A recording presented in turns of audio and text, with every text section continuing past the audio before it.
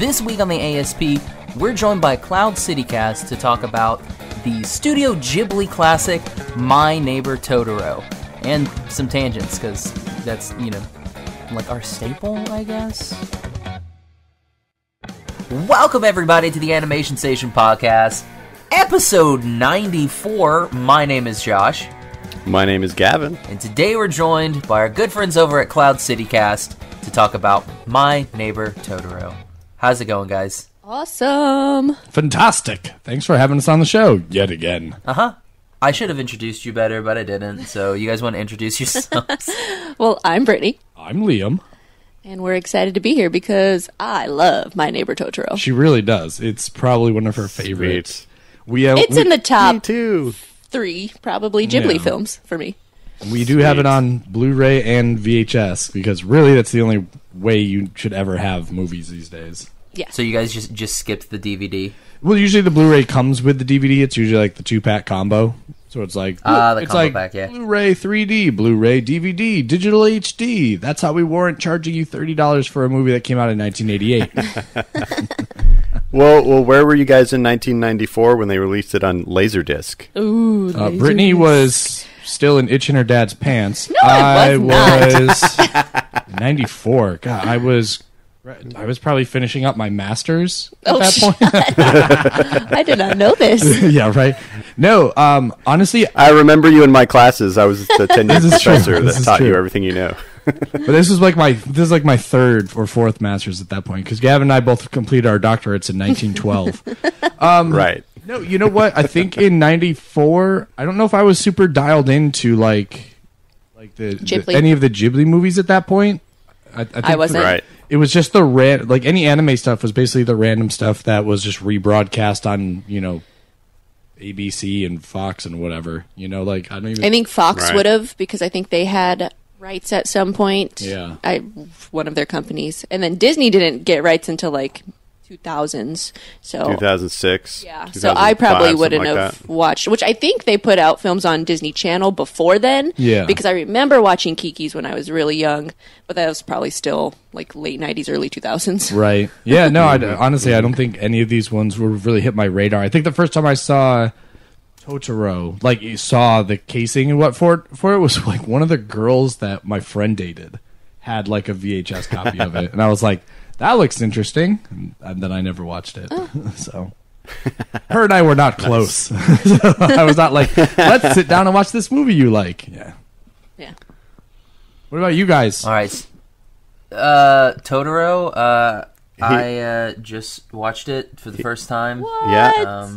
This was Josh's first time, as it Yeah. is with most Ghibli movies. Oh, fresh viewing. This show has allowed him the chance to see almost all of them for the first time, except for Mononoke, right?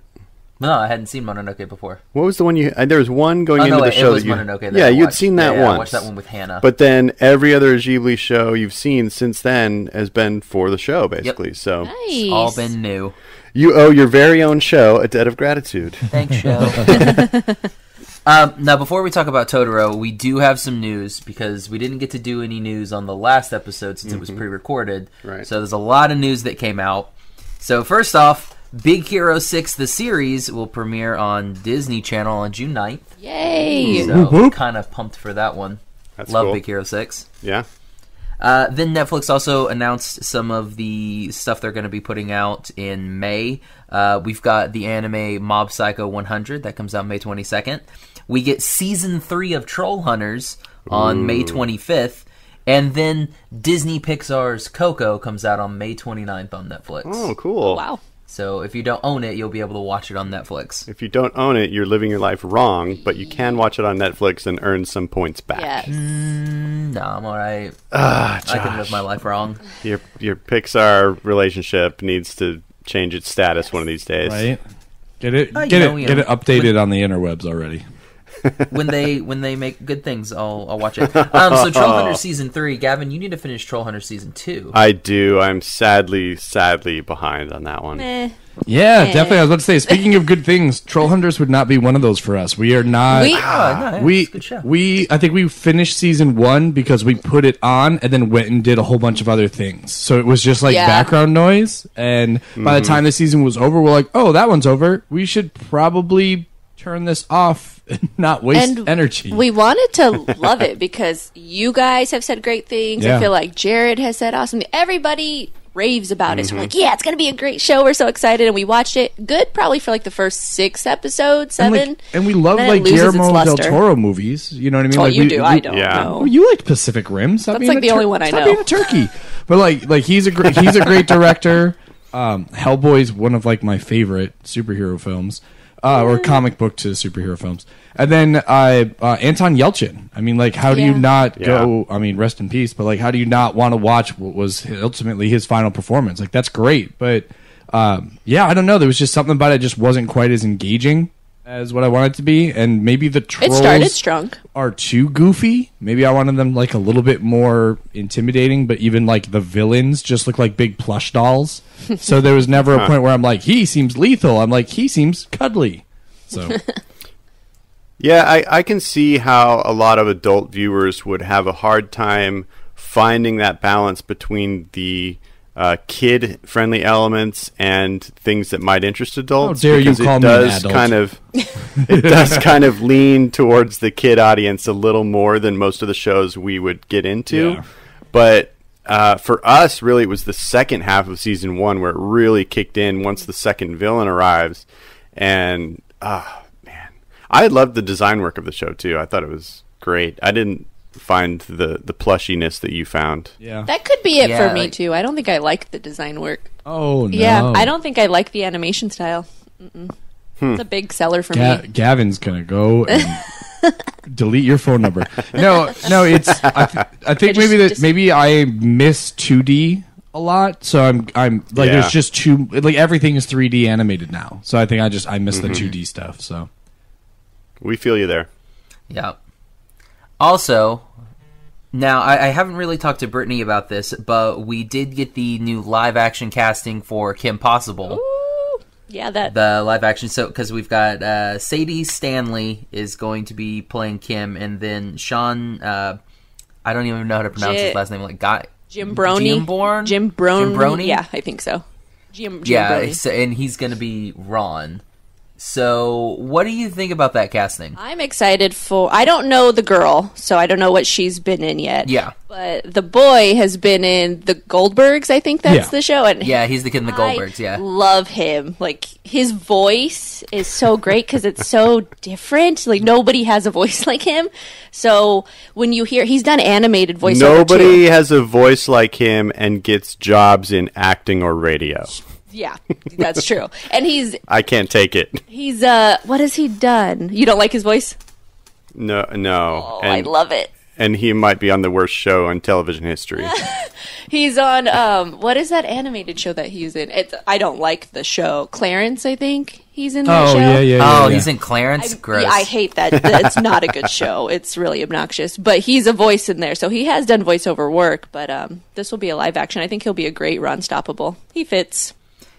Yeah, I'm hoping. I've got high hopes for it. I'm still hoping that they can put Christy and Will in there somewhere, just kind of like as a nice little nod. Just put them in somewhere. Yeah, you saw the. I think you were the one who posted or the little. Oh yeah, their little auditions. Yes, that was great. I love that. It was so funny. good. So wait, there was a crossover. They were dressed up like the characters with Stitch. Like Lilo and Stitch? Yeah, that was during Disney's like heyday with Lilo and Stitch. They crossed it over with everything, like Proud Family, Kim Possible. Oh god! Well, Stitch was kind of doing a Deadpool Recess. thing, right, where he was crossing over into everything else. Yeah, that's when they were just doing everything. They put him in anything and everything that they could possibly put him in. Because that was like his how thing. like Scooby Doo showed up in all those shows back in the 70s and 80s. Oh yeah. Say what? Didn't they cross over Scooby Doo with like a million different shows? Maybe. I thought they did. It's very possible. But Disney was big on that, crossovers. Like, they always did crossovers with their shows, even the live-action stuff, so they still kind of do it today. Aladdin met Hercules. Are you serious? Yeah. That's hunky right there. It's weird what it is. Hey, Liam, did you ever watch Kim Possible? I've never seen a single episode. Yeah, same. I think probably because... So only the cool kids watched Kim Possible. Well, no, yeah. I think Gavin and I were just youngins. scared of those newfangled picture boxes, so we were probably still, adjusting the radios and rabbit ears on our old-timey speakers, our gramophones and whatnot. So, no, I don't know. I think Kim Possible, was early 2000s? Like 2002 or 3 or something like that? Yes, like in that. Yeah, I think it ended in 05. So that would 04, 05. that would have been like I probably would have been touring a good part of like the early so to you mid 2000s. were too cool for school. No, I was literally. too far away from television sets to be able to enjoy TV. So honestly, a lot of the shows that came out during that time, I missed. I watched movies because it was the only way you could get out of a sweaty, humid, stinky man van for 2 hours was to go and sit and watch a film. It's the only reason I saw the first Star Trek movie. It was the longest movie that was in theaters that day. So I was like, all right, I guess we're going to go watch Star Trek. So thank the heat for that. Yeah, no, honestly, that's really what it comes down to. So yeah, a lot of those shows I miss. I never got to catch up with those. Nice. And then the last bit of news: Castlevania Season 2 is coming. It was confirmed by Netflix, and it was confirmed like the day after it originally came out last year or 2 years ago. So yeah, Season 2 is coming. They said this summer, and it now has double the episodes, so 8. What did you think of? What did you Yeah. think of the first season? I thought it was really good. The animation was a little inconsistent at times, but I liked the story. I thought it was really good, and I liked the characters. Like, it made you feel sympathetic for Dracula, Right. And I thought that was really cool. Yeah. I thought that was a nice touch that they did. I think What do you know about they the leaned a production? little too heavy on the gore in it. Oh yeah, they definitely did. They were like, let's just kill everything. Yeah, and like in the most like glorious way possible. So this one was tough because it was very much like I had to watch it when nobody else was around type thing. Yeah. And it's I like and when I watch an anime, I always want to be like, "Oh, Brittany, you should watch this. It was so good." But this was when I was like, "Oh, she won't enjoy this." So that was kind of a bummer. But I mean, I liked it, but not enough to be like, "Oh my god, can't wait for season 2." More of like I'll get around to it. Well, I just wanted them to complete the story. Yeah, that's because for like sure. when they gave us 4 episodes, so it was like, I mean, I would like to watch the rest of this. Yeah. Please. I mean, just maybe give it to me all at the same time, so that way I don't have to wait, and then I could just be done with it in 12 episodes. Yeah, I think I went into it hoping it was going to be very like Vampire Hunter D Bloodlust, So, and I thought the story would be a little bit more self-contained because I just never thought Castlevania warranted like, oh, we need 4 hours of Castlevania. Yeah, it never needed like all of this story. No. Like, because I mean, like it's basically the first game. Yeah. Is what they're telling. Yeah. But yeah, I thought it was good. Is that what it is? It was a game? Yeah, Castlevania was a video game. Yeah. Oh. Like, It's a video really game old franchise. Good to know. Castlevania 2, Simon's Quest is one of the hardest games ever. Yeah. No, that's the Lion King. No, The Lion King is the hardest game ever. Yeah, Impossible. You can't play that No. game. It's Beauty and the Beast, Super Nintendo. is the worst. You can't be the I never first played that level. one. So basically, like any Disney Super Nintendo game is the hardest thing ever. Because I remember Aladdin being ridiculous. Aladdin too. was hard, but that was beatable. Yeah, Because you had I've save beaten points. Aladdin, and I'm not a good gamer. Yeah, Aladdin had save Yeah, you points did have that save if you points. put back in the corresponding pictures, you could jump back to a certain point in time. But Yeah. But yeah, no, Castlevania. Honestly, most people know Castlevania because of the music. Like it had very distinctive Yes. music track that it was like way Epic, more involved than gothic, a lot of video awesome. games at the time. So Gotcha. yeah, All right, so you guys ready to start this off? I suppose. Let's do it. All right, so today we're going to be talking about the 1998. Nope, it's not 1998. The 1988 Studio Ghibli film My Neighbor Totoro. It was directed by Hayao Miyazaki and animated at Studio Ghibli, Yep. which I said previously. Yes. Yes.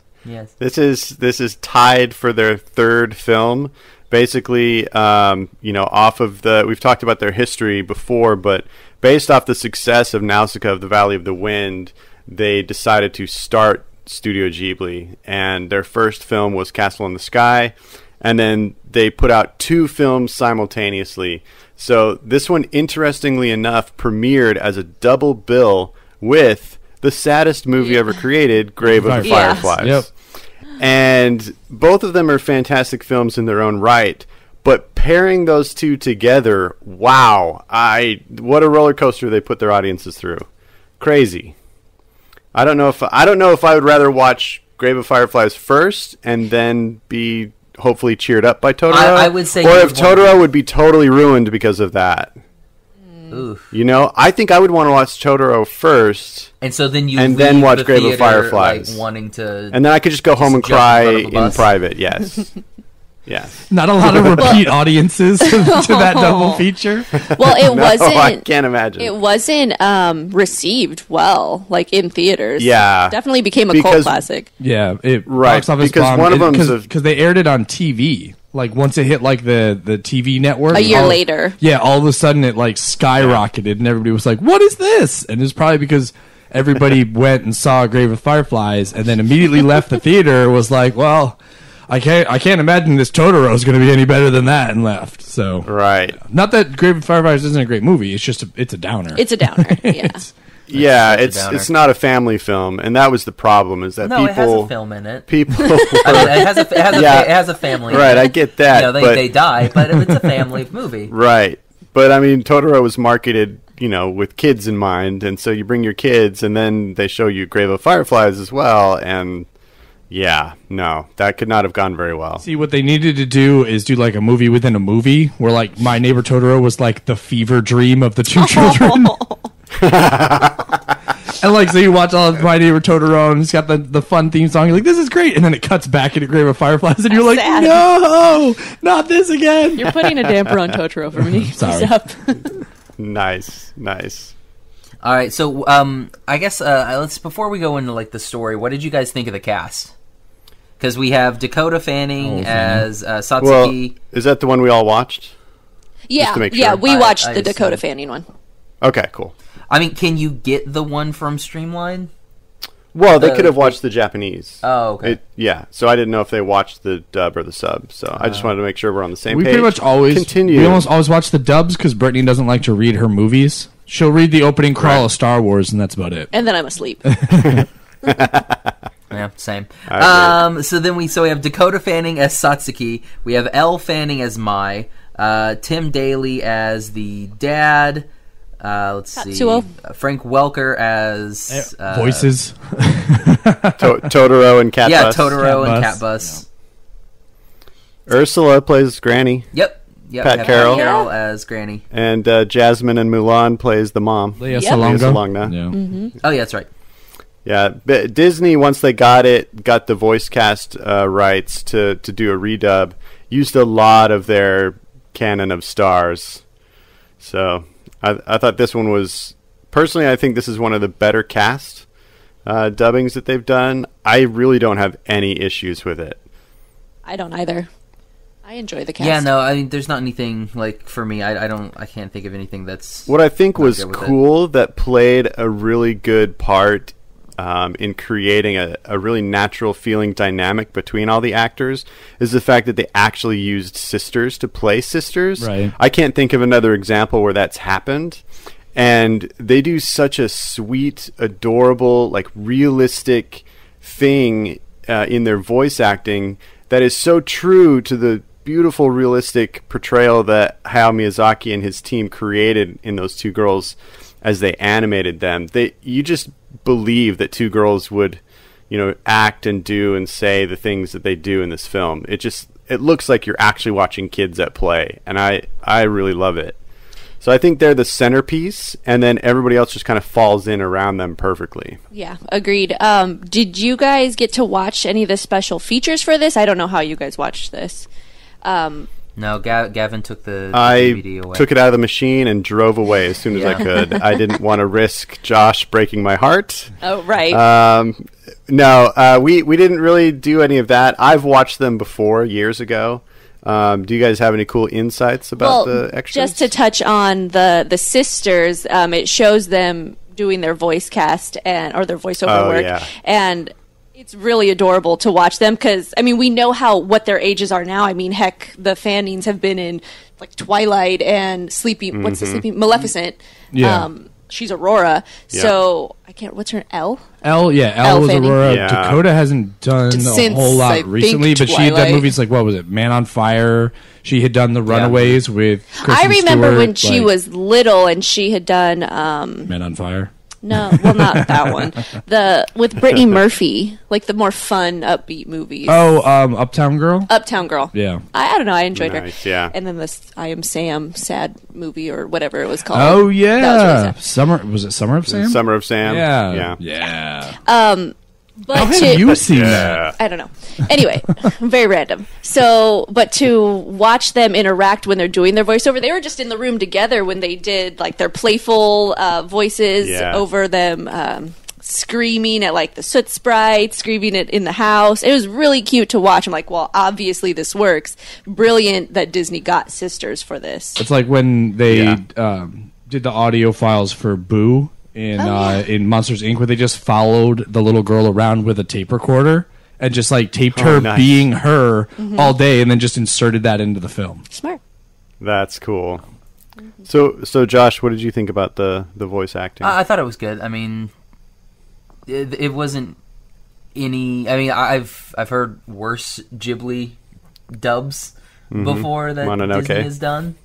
But I mean, yeah. To me, I mean, I thought it was good. It wasn't anything that like just stuck out to me. Like, I thought that let's see, it would be Satsuki. I thought she was good. But I think it just may have been May's character design because she looked so much like Ponyo. And that's the thing that I'm not ever a fan of that Ghibli does, where it's like recycling characters, except we'll put them in a different hairstyle. Yeah, the mom looked familiar too. Like she actually reminded. Was it Wolf Children? She kind of looked like the mom in Wolf Children. What's different? Well, I know it's a different studio, but I feel like there are certain looks in Japanese feature animation which I don't know if they've become iconic, so people are always drawing after them. I don't know. It's weird, but I see what you mean, and especially in Ghibli, there seems to be like a character look that really just gets.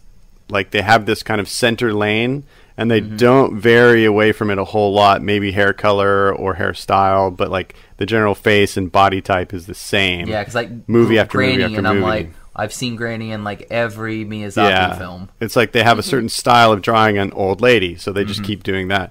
And I see some of that in the Disney studio. You go through an era and it's like, oh, all the people generally look the same in this era.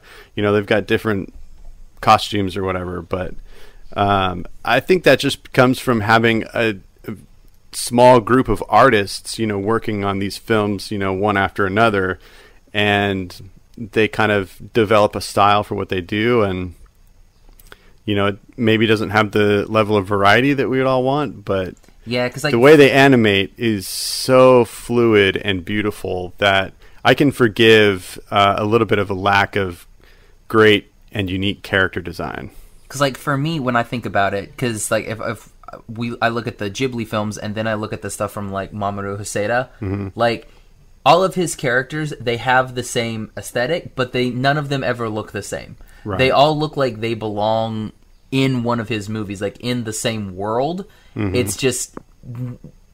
there's not a character in Summer Wars that looks like a character in Wolf Children that looks like a character in The Girl Who Lived Through Time. So like all of the characters, like they can be in the same like genre or in the same universe, but none of them look like they're like ripped out of something else. Right. Whereas but I don't know, that may just be a Miyazaki thing, because Whisper of the Heart, I don't feel that a lot of their like the character design in Whisper of the Heart is different from any of the other Ghibli stuff.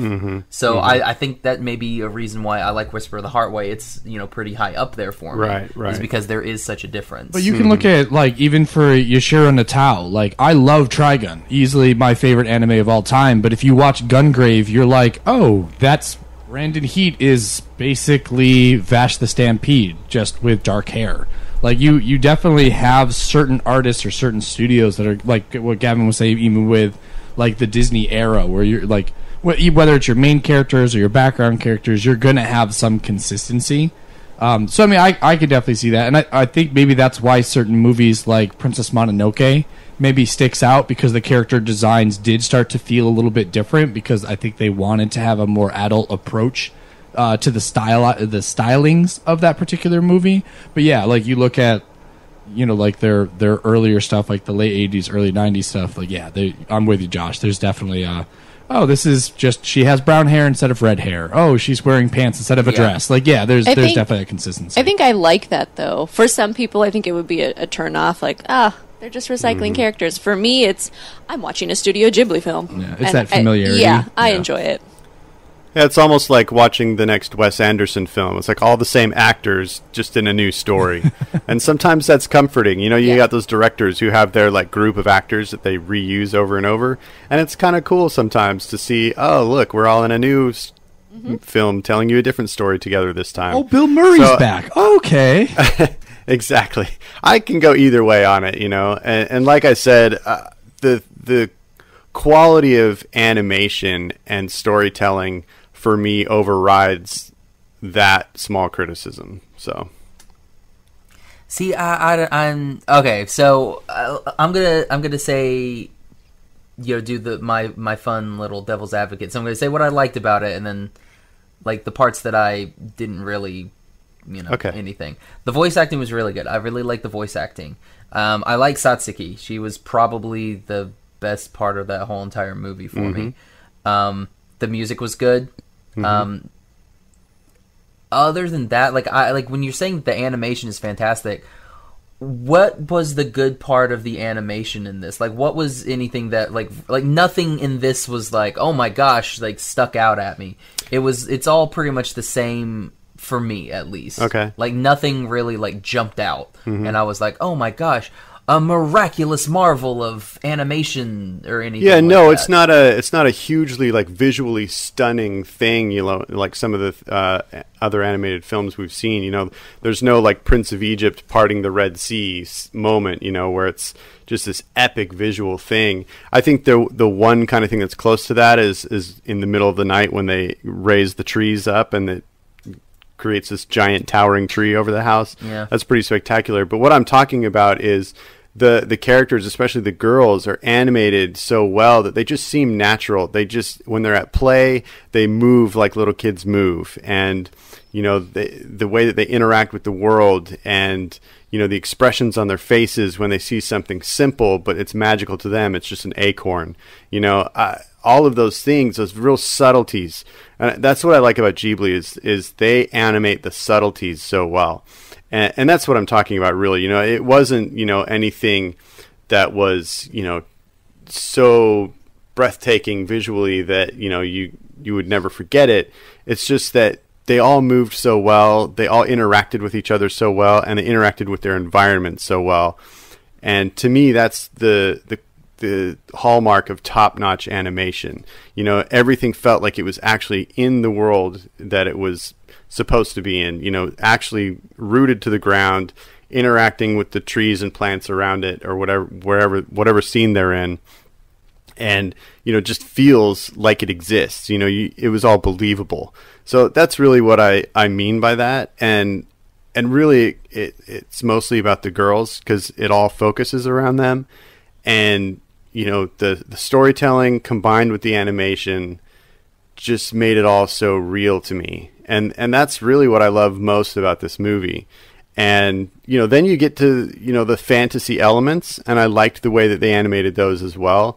You know, the soot sprites are the first thing we see, and I think they did a cool visualization of that idea. And you know, then we get into all the other magical creatures, all the Totoros, and the way that they move, which is in a totally different way. And then the cat bus comes in, and like, to me, just watching the cat bus move and interact with its world, like, that seems like one of the most challenging characters ever to animate, with its like 20 legs all going at once, and it's, you know, it's weird, like holes in itself, windows, and I don't know, like, I think that's pretty spectacular. And yeah, I think, though, this movie comes down to the subtleties, and that's what I love most about it. Because it's really, this movie isn't about plot. It's about just this circumstance and this short season in these people's lives, and that's it. You know, it's really just a moment in time, and those are really the biggest reasons why I love this movie. So for animation, for me, I'm with you, Gavin. Like, I absolutely adore this animation, but I can go off of just the scenery alone is enough. Like, I could leave that as a wallpaper or just my TV on and just watching Miyazaki's landscape of Japan, of where he grew up. It's enough. And then you have to go into those special features also to appreciate it a little bit more, because he's talking about where he grew up, and then they also show an actress going through the places that he drew, and you can see how exact those places are on screen. Right. So I think, like, even not talking characters, but just visually, the scenery is so stunning that this is probably one of my favorite animated Ghibli films. Right. Like, I love Ponyo because I love all the craziness of the ocean and all the sea creatures. But this one is so opposite from that. And then you got to figure the two movies that were before this were very fantasy driven and crazy, like floating mountains and castles in the sky. And this was so different, just to like bring it back to earth. I think there is something special in that. And it's very familiar. I think when they go through the house the first time that they go in it, you really feel like you understand like the mechanics of how the house works, like where the rooms are, like locale, and all the sliding doors. Yeah, well, I mean, and then when they go into like the bathhouse and whatnot, like there is definitely an aspect of the design work, I think, which I almost think they probably spent more time on that than anything else, just trying to get that right. But I think because it was all drawn from personal influence. I liked the little like cutout in the trees, like the tree tunnel, that May goes through, because in my at my mother's house, it's surrounded by trees, and there were some of the trees would have been so close that you would have had to crawl on the ground to go underneath branches, because you wouldn't have been able to walk through them. They literally would have held you in place. So there was kind of that nostalgic aspect, like, oh, that's from my childhood. So I think, if anything, for me, the stylistically, this movie, that's what I like best about this film. Yeah. Is actually the backgrounds, the scenery, more than anything else. Yeah. Well, it's interesting you guys mentioned that, because the art director that Miyazaki chose for this film, his name is Kazuo Oga, and he is actually credited with really creating a lot of the iconic look of Ghibli films. And this one kind of set the tone for a lot of the films after this. And, you know, he created so much beautiful artwork for this studio and other studios. I'm just going to give you a list real quick of the movies, some of the movies that he was either the art director for or key background artist for, and they're some of the most beautiful things ever created. So he worked on Princess Mononoke, Kiki's Delivery Service, Porco Rosso, Whisper of the Heart, Vampire Hunter D, Bloodlust, which Liam mentioned earlier, Spirited Away, The Cat Returns, Howl's Moving Castle, Ponyo, and a Josh favorite, Summer Wars. So the guy just creates beautiful art, you know, and he has left his mark in the history of anime feature films, you know, like few other background artists do. And I think the environments and the landscapes in this are some of my very favorite. Oh yeah, definitely. Like it definitely is. You know, it's a very pretty movie. Like the landscapes and everything, which Ghibli doesn't usually have a problem doing. Right. Like, they usually have really good backgrounds and visuals. And I think, though, that illustrates, no pun intended, the difference between what you look for and I look for in a movie. And, you know, you're so much of a story guy. And this one doesn't have a lot of, you know, depth to its story. Yeah. It's, like I said, it's just really just a slice of life kind of moment. And my primary thing that I look for in animation is beautiful artwork. So for me, this is just right off the bat automatically going to rank higher for me than it is for you. So it kind of makes sense. So let's just talk about the story a little bit then, or the lack thereof. What do you guys think about this as a story or as kind of a slice of life? Does it does it compel you guys? Like, do you find it all very interesting, or is it just like, oh, it's pretty artwork? I think it definitely hinges more on the artwork, but the story of these two little girls, just living their day-to-day life as their mother is in the hospital, it's a heartbreaking story immediately. Like, they already get you because they talk about how they're moving because they need to be closer to the hospital, and then their father's a professor, so he's never around. Well, he's around, but he's working, and then, May has to go off with Granny, a new person she just met, and Satsuki has to go off to school, so that leaves May alone.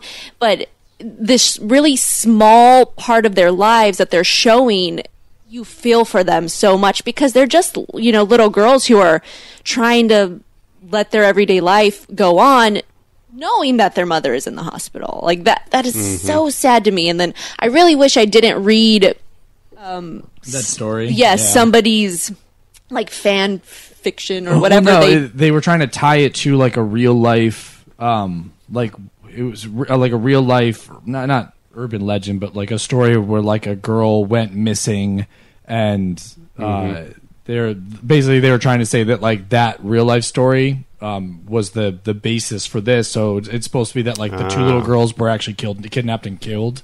Yeah, and the whole like Totoro cat bus thing is like them having like last visions before their death type thing. And I'm like, okay, I'm really 99.9% sure that Miyazaki would not have been like, what we should turn into an animated film? That story. It definitely like put a damper on that for me. But when you think about them trying to make up these, well, I'm assuming Totoro's a part of, their imagination. I mean, obviously nobody else can see them. In the song itself, it says you only see them when you're very young. That's because you still have an imagination. Because as sad adults, we can't see that stuff anymore.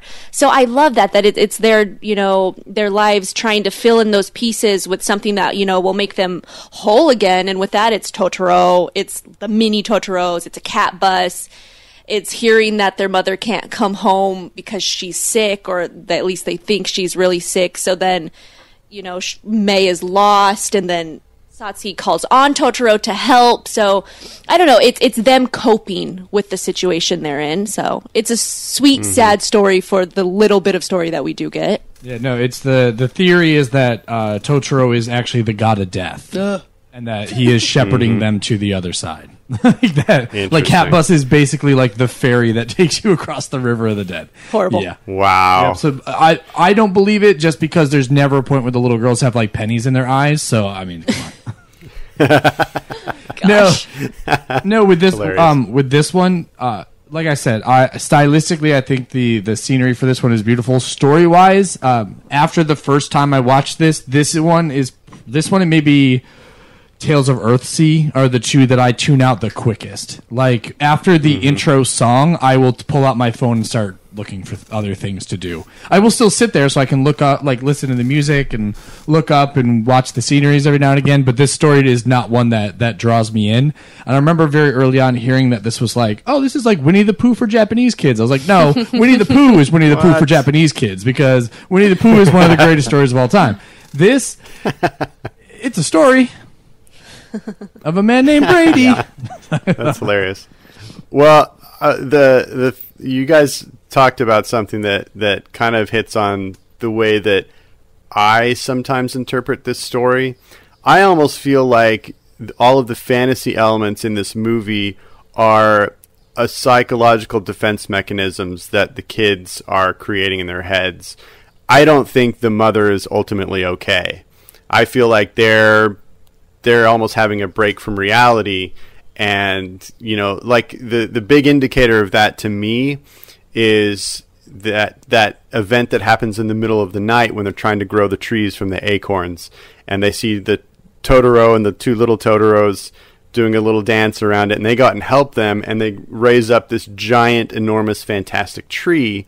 But then when they wake up in the morning, it's just, a couple of them have sprouted. So to me, that indicates that, oh, this is all in their heads. And especially that final deluding moment when the cat bus takes them and they don't actually speak with their mother, but they just see her through the window and they're like, oh, she's laughing, she's okay. And they just assume that's cool. And then they go back. And to me, I just feel like that's a possible interpretation of this story, and it makes it really sad. So I don't like to think about it that way all the time. But I think it's interesting enough and it's layered enough that you can come up with multiple interpretations of it. So for me, that makes it interesting. Miyazaki has said that this is partially autobiographical. So like there's a couple elements in it that are, like the hospital that the mother is in, which is a word I probably can't pronounce. It's the Shichikokuyama, I think that's how you say it. Shichikokuyama Hospital is a tuberculosis hospital, and that's actually where Miyazaki's mother spent several years when he was younger. So there are just a couple elements like that he reflected in this story. And, it's in post-war Japan, and a lot of people had to deal with, radiation sickness and leukemia and, things like that for many, many years after that, the horrible events of that time period. And so to me, I see this as more of a tragedy than anything. So... to me, I think you're delving a little bit too deep into this children's I might be. Because, it's... then you can kind of do... Well, it's not... I guess this would deal with death, but then... Because, if we think about... Spirited Away, it deals with prostitution. Mm-hmm. We talk about Mononoke and its deforestation. Mm-hmm. So there's always an underlying theme. Sure. I don't know what this would be. I think this theme would be coping. Yeah. Whereas, Grave of the Fireflies would be death and the eventuality of death. Mm-hmm. Whereas this would just be your coping mechanism for everything. Yeah, and ultimately, I think you're right, Josh. And ultimately... This is really just about kids being kids. We fantasize and we see magical creatures where there are none and things like that. I just listened to a really great review on another podcast of Toy Story 3. And they talked about the opening scene of Toy Story and the opening scene of Toy Story 3. Toy Story opens with Andy playing with all his toys, and you see it like you would as a third person of a kid playing with their toys, and you're like, what are they picturing in their head? It's just like a cardboard box and some toys. But then in Toy Story 3, we get to see it from the kid's perspective, and it's this epic, insane opening with crazy special effects, and it's not toys at all. It's real things happening, and so to me, that's kind of a good example of what we might be seeing in Totoro. And we're just seeing inside the huge imaginations of little kids. And on that level, it's quite magical. It's neat to see. Or hear me out here. With this one, it's more about lies because Mei drowns. They find the sandal. Sasuke lies and says, "Oh, this isn't Mei's sandal," and then runs off trying to find Totoro, aka the god of death, is ferried to find a dead Mei. And then at the end, they see the mom notices them only because she's at death's door. And then that final scene, you don't see that Mei or Satsuki, neither of them have shadows because they're both dead. That's because they didn't animate shadows. And did Kanta die too? Because he's in the post-credit scene with them a couple times. Oh yeah, because he's fantasizing that his children are still alive because this guy has now gone insane. No, the little boy. Kantu. Because he's in those scenes. No, he's fantasizing as well because he's just like, oh, I just met these girls and now they're both dead, but I can't cope with this and now I'm insane. Anyway, and this is why you're wrong, is because of the ending animation. When they're going through the credits, they're showing the mother does come home from the hospital. Yeah. And obviously that doesn't mean that everything's okay because it is a long-term illness. That just means she finally gets to come home and be at home. Or that's the coping mechanism for the girls, and this is their new heaven reality where they're reunited with their mom. Because in those scenes, it's mainly the two girls and the mom. Mm-hmm. The dad's only there for one scene when he brings them home, brings her home, and then it's just the mom and the girls. And then Satsuki changes her outfit, And so maybe that's her new heavenly garb for her new reality. Yeah, and she no longer has to wear a dress. She gets to wear that cool onesie. The dad bringing them home is actually the dad just burying them in a graveyard. Oh my god! There you go. Yeah. In the backyard. He brought them all together. In the backyard of the house. So that's why. And then you see Cat Bus running rampant because Cat Bus is insane as well. No, what I was spouting is very much that. Well, no, because I mean, like everyone is always dying, so he's constantly. He's like, oh my god, bringing people to. Like, would you guys eat some vitamin C or something? Like, come on, take some emergency. and all those little dead kids that they're playing with at the end, all those. You guys are horrible. But no, that's honestly that's the prevailing fan theory, which Studio Ghibli has shot down multiple times. And it's literally been like, would you stop repeating this? It's not the case at all. But it's actually because apparently this takes place in the Sayama Hills, and there was the Sayama incident. I had to look it up because I didn't remember what it was called. But it was like a urban legend where 2 girls went missing. And so, that's why and that incident happened in May, and Satsuki means May in Japanese, and then May is the Japanese spelling and pronunciation of the month of May, which in Japanese culture, April is, I guess, when their school year starts. So they call it like the May doldrums because it's like your second month in of school, and that's when all the the new and excitingness wears off, and you're kind of like, oh, we're stuck in school, and I guess the suicide rate increases. Oh, yeah. So there is this. There is actually some fact to support this wild fan theory, but that doesn't make it true. It just means that there's a lot of circumstantial evidence. And I think Miyazaki wanted to stray away from that because he originally wanted this to be one little girl. Are you sure it's Miyazaki and not Miyazaki? Oh my mind is blown.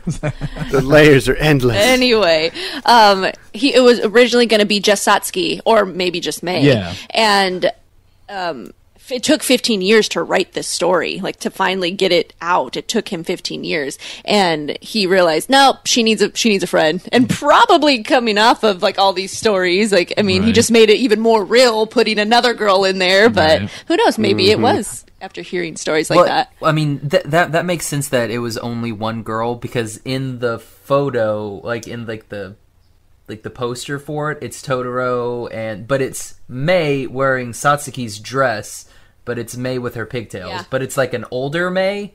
Yeah, so she has weird. side little braid pigtails. Exactly. Yeah. That was the original character. Yeah, I looked at that and I was like, wait a minute, this is not right. How do you not update this poster? What's wrong? That's a lot of work. I know, it's do something. Come on. They hand draw these things. 13 years. Update the post. Seriously. So one of you mentioned the music. I think it was Liam. So I do want to hit on the music a little bit. I kind of dig it. It's a weird, there's a lot of synthesizer going on, and it's, kind of poppy, kind of traditional, kind of old school. I don't know. It's got a weird vibe to it. It's very 80s, and I dig it. But there are moments where I'm like, whoa, this is a weird sound for this, to be the main theme of these soot sprites.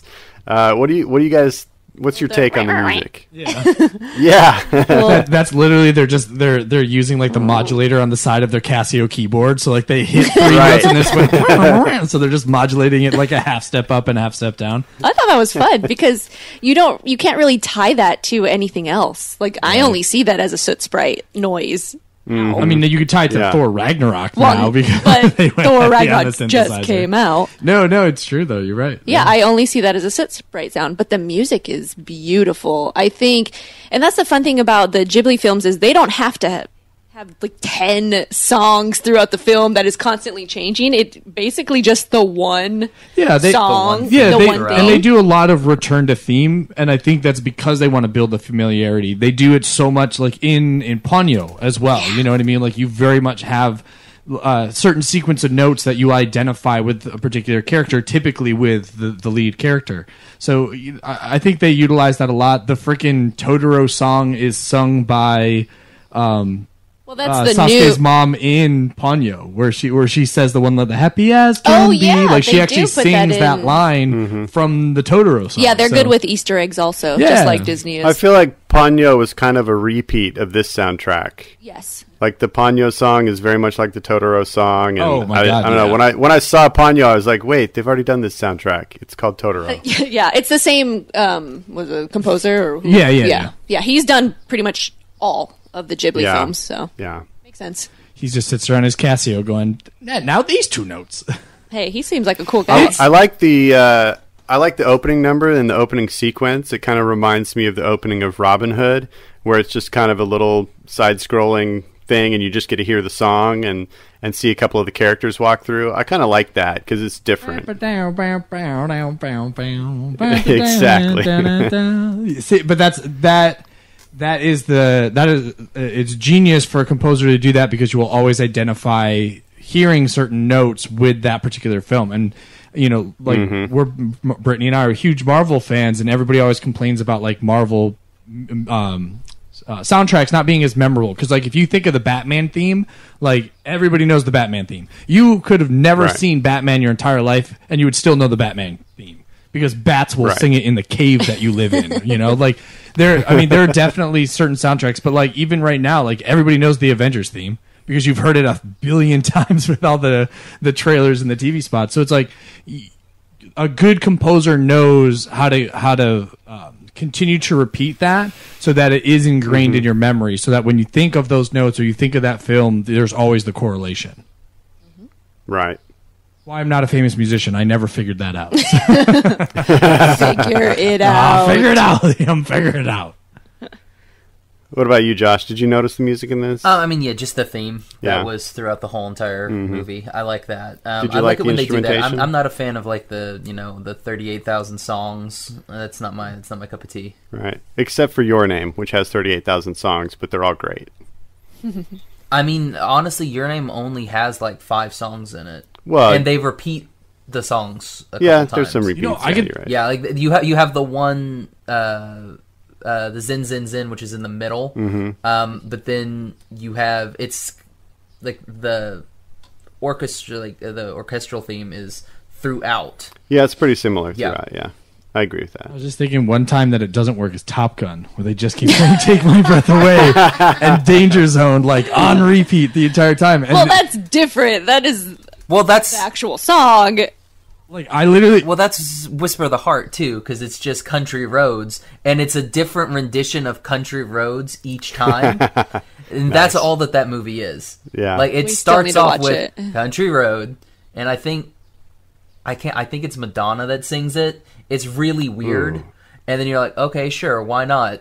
And then they sing Country Road. And then Country Road is brought up again and again and again. They play it like on their instruments, and I'm like, "What is this? That's why weird. the John Denver light?" I haven't seen that movie in a long time. I had to rewatch it. We haven't watched that one yet. Which one? It's so good. It's one of my favorites. God. We have it on VHS too, don't we? No, we don't have it. We don't have Whisper of the thank Heart. God.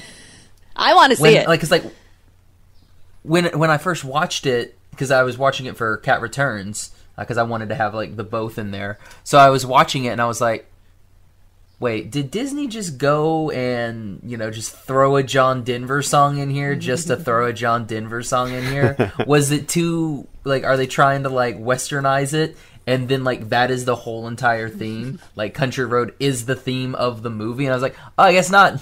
I guess it's a real thing." Yep, that's what it is. I just want to hear the Atari's version of. Boys of Summer now. Oh gosh, who wants to hear that version? Me, it's the best version. No. Oh wait, yeah. Yeah, I saw a Black Flag sticker on a Cadillac instead of a Deadhead sticker on a Cadillac. Yeah, that one is the best version. I was thinking the opposite. Oh God, no, the original version. You want to fall asleep? Yeah, the visual. I'm sorry, John Denver fans, but no, Atari's did a way better version. Yes, they did. Nice. So we've talked music, we've talked story, we've talked scenery. Do you guys want to talk like ranking on this one? Like, where does this one sit in like the pantheon of your? Let's rank it here, and then we'll rank the Ghiblis. Okay, so rate it, this, and then rank. Yeah, we'll do a rate and then a rank. Yeah, we reviewed. We got a rank. Rank. I do want to throw in one more thing just before we move on. The other distinction that I think this film has is that it basically created Studio Ghibli's Mickey Mouse. You know, Totoro has become the avatar of the studio. It's their logo. It's what Miyazaki sees as the symbol of the company, because the idea of Totoro is wrapped up in so much imagination, and I think he's the perfect flag bearer for the studio. And especially in Japanese culture, he's as recognized as any other character in animation the world over. So I think that's a really cool thing, that he's become so symbolic of the studio. And he's an icon that's recognized throughout the world. And, you know, the Ghibli studio is so respected that Totoro makes appearances in Toy Story 3. He makes appearances in all kinds of things, you know, animated movies from around the world. So I think that's really cool. He's kind of their Mickey Mouse in a way. And yeah, I love Totoro. Isn't it interesting, too, that, like, Mickey Mouse was so widely acclaimed when he was first released and Totoro wasn't? So the fact that it was, like, a slow build for him to be so iconic is almost it's almost more intriguing, because it wasn't just, oh, we released it and it was a smash hit. Of course, he's the symbol of it. Miyazaki has said he did not see this movie being as big as it is, and he didn't see Totoro becoming the, you know, picture character of all Studio Ghibli. Right. But it did. That's just what happened. And what do you guys see when you look at Totoro? What does he look like to you? He's a rabbit. Okay, so he's a bear rabbit. So here's my thing. He's a bear rabbit. I did not care about Totoro at all. The whole entire movie. You're dead inside. No, I mean, like, I love Winnie the Pooh, and that's what I grew up with. I'm sure if I would have grown up with this big fur thing, I'm sure I would have been it would have been my thing as well. But, like, just watching this, I was like, what's the whole point? Like, I was watching, not understanding what everybody loved it. It's like, yeah, it's big and furry. Is that why people love it? Yeah. Yeah, he's magical. He's cute. Is that the only reason? He flies on that cool top that he whips out there. Oh yeah, the random top. Yeah. It was like, oh yeah, I have this top. It's an umbrella for like, why not? The fact that he, like, can pop up when he wants to, when he wants the kids to see him, you know? He has an army of miniature versions of himself that just disappear and reappear That can, like, at will. phase into And things. one of them that has, like, a turnip bag. We don't know why. Well, here's the thing. It's not an army if you've got two. That we've seen. That we've seen, dude. That we've seen. Think about it. I guess. Like, he's what? He's in the movie for about as long as Marlon Brando is in Superman. Like, for me, like, he's hardly in the movie at all. Which is, yeah, and he's it's like, not oh in my it a gosh, whole lot. Totoro. Like, I thought the whole movie was going to be like Totoro's like with these girls the entire time. Right. And then I watch it, I'm like, he's in it for like 10 minutes. And no, dude, he's like the whatever. Thanos of the MCU before Infinity War, yeah. where he just randomly pops up. You know, you want him. You want more. There he is. And he says about as much as Thanos does before Infinity War. That's true. That's about it. That was interesting to me. The first time I watched Totoro, the sounds that came out of him, I was not expecting. Yeah. At all. Exactly, and everyone's like, "Oh yeah, it's great." It's like, no, that guy sounds scary. Sounds like he's gonna eat these poor children. Right? Well, doesn't that feed into that fan theory even more? Because like, if Christopher Robin ran up to Winnie the Pooh and was like, "Oh hi, Pooh Bear," and Pooh was just like, like you just go, "All right." Well, I mean, technically, Christopher Robin owned Winnie the Pooh, so it's whatever voice he wants Winnie the Pooh to have. No, I know, but I'm just saying, like, if that was the response with like these little girls, like, I mean, it'd be very different if they were like, "What's your name?" And he was like, "My name is Totoro." You'd be like, "Oh, that's so cool." And instead he's, I'm glad that it is what it is, though. Like, and that's what I thought. Like, I thought Totoro was going to be like, "Oh yes, I'm Totoro," you know, something like that, not just "rar." I'm like, okay, cool. Well, it is Frank. I like that he's more of a mute character as far as dialogue goes, because you just have to kind of see the intent in his actions. You know, you can see that he's playful. Like when he figures out that the rain dropping out of the tree is a bigger drop, so it makes a cool noise on his umbrella, and he's like, how can I ramp this up? Yep. And he just jumps up in the air and shakes the ground so that all the water falls out of the trees. I love He's that. also kind of creepy. Yeah, the eyes and the dead smile. When he gets on the cat bus and he's just like smiling, like, and it like goes away. I'm like, no, this guy gives me nightmares. I think it's a good example And I'm a of semi-grown adult. the general differences in the things that we find aesthetically pleasing in the East versus the West. You know, they have a different set of symbolism and iconography that they've grown up with, and you know, over generations, the ideas of fantasy creatures are very different in the East than they are here. So, well, no, I'm talking about the people here that love Totoro. I know. And that's what I'm like. We're weirdos. That's what I think is, and that's part of the reason why he's kind of the symbol of the company, though, is because for some reason he works, and more often than not, people find him totally lovable. I think it's maybe it's that cultural appropriation. We're just like, they love them, so we love them. You know, kind of same thing. Like bands will get popular in Japan 2 years after it's been popular here because they're like, Americans love this crap. Now we love this crap. Because I looking at the Ghibli logo, that looks fine. Like that profile shot, I'm cool with that. Like that's a cool looking Totoro. But then watching him in the movie, I'm like, I don't know where the love for that came from. Like, it looks nothing like... I think it's the idea of a giant, big, menacing character who's actually totally soft and lovable and helpful and protecting. I guess. But, I mean, like, if you're going to do it, like, if he would have been a mute character and he didn't have a mouth and his stupid whiskers, which are the exact same whiskers as Cat Bus... Like, literally, it's the same whiskers. It even has that one little mini whisker on the right-hand side. It comes from the same kid's imagination. So I guess, I guess it is death, so I mean... Yeah, right? Death in its many forms. Death boat. Okay, let's go ahead and rate this film. Guests first. So, Gavin? Oh, yeah, I kind of am the guest now. I'll start it off. We'll do a Cloud City sandwich. So for me, this has always been one of my very favorite Ghibli films. For the longest time, it was my top film, but I think it may have slipped to number 2 for me right now. In any case, I still give this one 5 Jiminy Crickets out of 5. I love it. For me, it's one of their best. Brittany? All right, so I am going to piggyback that. It is totally 5 out of 5 for me. It's in my top 3 Ghibli films. And it took me a while to see this one. I think I watched it a few years ago. Well, at least within the last 5 years, I think I watched it for the first time. But instantly fell in love with it. Just scenery enough. I don't even need a story. I don't even need to see Totoro. I can just watch the scenery of Japan, and that's 5 out of 5 for me. But everything on top of that just makes it even better. Nice.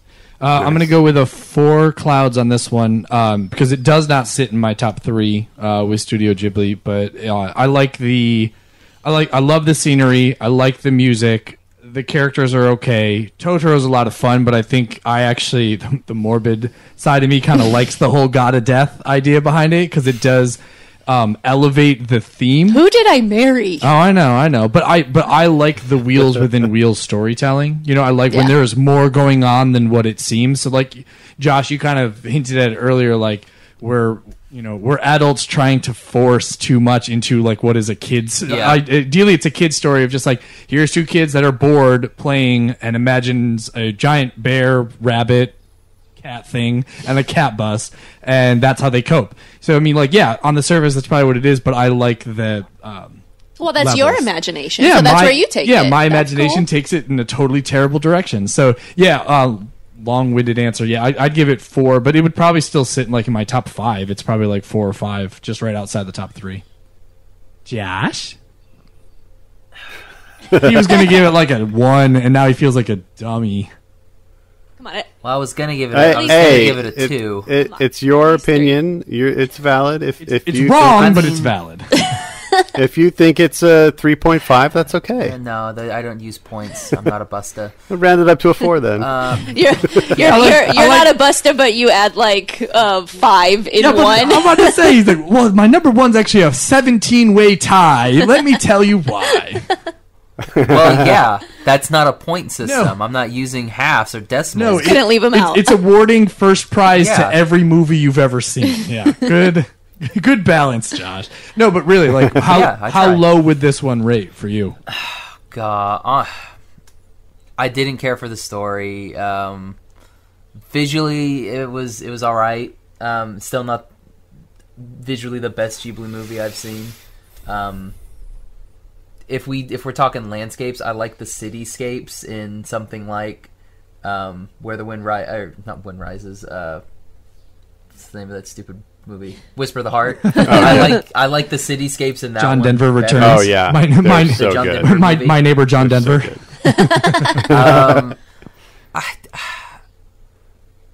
Rip the Band-Aid off, man. Just do it. It's a 3 Dipper Pines. Oh, you're lying. It was a 2. You want to give it a 2. It's a 2 Dipper Pines. Yeah, to me, it wasn't anything where I was like, eh. Like, the first thing you said, you're like, you're not going to like this because it doesn't have a romance. And the moment I saw the little boy, I was like, oh, there is not going to be a romance, you say. He built a whole romance into that. And then it just but was it? Yeah. I didn't care. First of all, they're 10. Like, so I didn't care halfway through the movie about the romance. That's how bad it was. I was just like, whatever. That's what, because there wasn't that a romance. Kind of sweet though? Like this little boy who sees them and very much acts like a little boy would with a little girl who's like, ew, girls coming in, living next to me now, gross. But then he goes on to give them the umbrella. Like he has those little smirks when they come over to the house, and the granny's like, who was that? And he's just smirks. Obviously there's some sort of budding relationship there. Oh no, yeah, they'll get married later and have at least 2 kids. It'll be great, but I didn't really payoff in this one. I started shipping it and I was like, yeah, cool. This will be what I'm catching. And then I halfway through, I was just like, yeah, I don't really care about this anymore. But see, that's the problem. You would have to have 8 more films because they're 10. So she won't realize it until they're 14, and he won't realize it until they're 17. Yep. Oh no, he's already there. He's already there. I don't know. He's got the crush, but the crush will turn into something more, and it'll do that classic trope where they'll be best friends. And best friends never... Yeah, he'll always be friend-zoned. Really hardly ever. Right. He's friend-zoned. I legitimately was going to make the joke, Josh didn't like this because there weren't enough shirtless 12-year-old boys in it, and, then he literally goes through telling that. Like, he's shirtless, half the time. What are you talking about? No, there wasn't enough of them. There needed to be more shirtless 12-year-old boys. No, Josh needs a romance in every film, and hey, if that's what he looks for. But it's funny that was exactly. But you got to think about that story. It is still a sweet story when May is lost, and I'm gonna hop on this bike to go find her at the hospital. Like the little love that is there, the care, even though he's trying to show throughout the whole film that I don't like girls or care about you guys, but he immediately jumps on his bike and rides it sideways. It's really cute how he rides his bike. What if it was like Cat Bus had a crush on Totoro and was like, I will ferry these kids to the land of the dead because I will do anything for you, and then Totoro has to save Cat Bus. Is Totoro a girl or is Totoro a boy? I assume Cat boy. Bus is a boy. I assume Totoro is a boy. See, I kind of read them all the fantasy creatures as boys. Okay, because I know Cat Bus was a boy because we see cat bits. You do? Yeah. When he's running up on the telephone wires? Cat bits. This is a weird movie where they're like, let's show naked butts, let's show bloomers, let's show cat testes. That's what they like. They're just go for it. There is that one because it's a scene where the cat bus goes over, it's like a overshot. We're looking it up. We're looking it up. Yeah, right now. It's got the little W, and you're like, oh, there it is. That's got the interesting shot. Cat boy. Cat bus. Cat bus is a cat boy. Cat boys. I always find it interesting when they're in the bath scene together too. That's amazing. For those at home, I'm showing through our video chat the cat balls. But I'm glad that they made that apparent, though. They're like, he is a boy. That's funny. Why can't Totoro and Cat Bus both be boys? They could still be in love. No, that's what I was just wondering. Are they both boys? Because it's the 80s, and I don't know. That just seemed like maybe it was homosexuality existed in the 80s. I know it too, but it wasn't as widely. Animated? Animated, yeah. Way to go, Miyazaki, for being the first. So when I went to type in cat bus balls in a Google search, it pulled up cat bus balls toddler costume. What? Yeah. It's not doing it now, but it did it the first time, and I was like, "What? Why is that even a search?" That's Remy's new costume for Halloween, right? Okay, yeah, stop this. Wow. Make sure your safe search is on. Yeah, turn that safe search back on. Lord. Awesome. All right. Hilarious. So, all right, so we ready to rank this? Yeah. I think Are we going to sandwich again? Yeah, I think we kind of alluded to it, but Gavin, what are we going to rank go first. exactly? Oh my goodness. What is my... You're ranking it with your Ghibli films. Because you said this was number 2, right? Like my top 5 Ghibli? Your top 5. Oh. I didn't know we were doing that. So that means Josh played the little sound clip that we haven't used in like 8 months now. No. Now. No, now. No, right now. On 3. 1, 2, wait. 1, 2, 1, 2, 3, and then we go, or 1, 2, and then on 3 we go? I think we 1, 2, 3, and then we go. We are not too old for this shiz.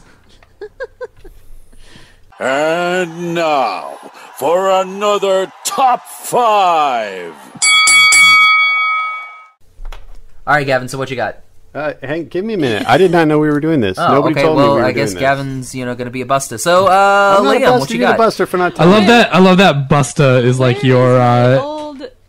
Yeah, Brittany's. had a list.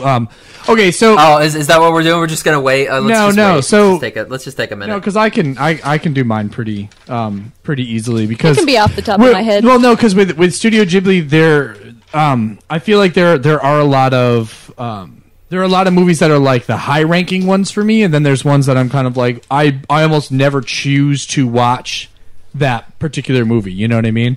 And I think for me, like the top ones are usually like the more kiddish, which was odd for me when I was really ranking them because I thought the more adult themed ones would probably rank a little bit higher, like The Wind Rises and From Up on Poppy Hill, Princess Mononoke. Like I kind of was assuming, oh yeah, those ones will probably be the top. But for me, I think the upper echelon ones are going to be more of the kiddish. Do you want me to just go start from 5? We'll round table 5? Yeah, let's do 5 to 1. So Liam will go 5 to 1. I'll do mine, and then the other two should be. We can do round table. I'm ready. Oh, we're gonna round table. Yeah, so we'll all do our 5s, and then I'll do our 4s, and blah blah blah. Okay, perfect. So for me, this one would be 5. So Totoro would rank at number 5. Mostly, it's the scenery that really does it for me, above and beyond anything else. But yeah, this one would be a solid 5th place for me. Am I going next? I guess so. All right. Yeah, go for it. So number 5 for me would be Howl's Moving Castle. How dare you? Hey, it's top 5. That's huge. And I have a feeling I'm missing something right now. I just tried to do a quick top 5. So you're lucky Howl's is even in there. No, I love it. It could be something else. Hilarious. All right, my number 5 is just like Brittany's, Howl's Moving Castle. Nice. That is actually the very first Ghibli movie I ever saw, and blew me away, and it made me watch everything else that I could find of theirs. So I think that's a good starter Ghibli movie. Mm-hmm.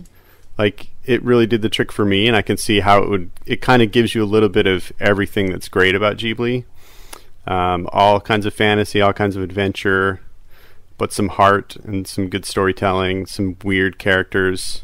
And we get Turnip Head's amazing. Yeah, Turnip Head's awesome. And we get Calcifer, like the idea of Calcifer, the little story behind the heart is a heavy burden. I'm like, I just love it so much.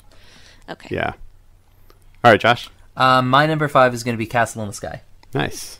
Of the Ghibli films with castles in them, this one is the better for me. Which it's one of those, like, I think I said, like, I want to watch Howl's Moving Castle again. Mm-hmm. Just because, watched it that one time. It was almost a year ago More than I watched it. It's been a while. Yeah. So that was one of our test episodes. Was Howl's one of our tests? So it was. So yeah, it was way more than like a year. So and 8 months ago. I would like to watch it again, just to Yeah. Maybe I missed something on it. Maybe it was a bad day for Josh. I don't know, but I'd like to watch it again. I think you'll appreciate the love story. As of right now, Castle. Like the kind of a love story in there. So I think you would like it more. I didn't like that she was an old biddy. Oh. No, but that was cool. Yeah. I mean, I didn't like her face whenever she went like that. Like that, just like It's a very it was not Ghibli my thing. Like the Yeah, they like animating all the separate teeth and making a big, very toothy mouth. Yes, they do. Yeah, that was not my thing. I was like, okay, yeah, it's all right. That's funny. All right, Liam, what's next? All right, so for number 4, I'm going to go with the borrowers are there's the Secret World of Arrietty, or the Borrower Arrietty. I don't know, it's weird. I've always liked the whole like the dynamic. No, the dynamic between like people that could exist very like in a very small miniaturized version of our world. Like, you know, even when I was a kid, like I always thought Thumbelina was like a really cool story, you know? What was that? The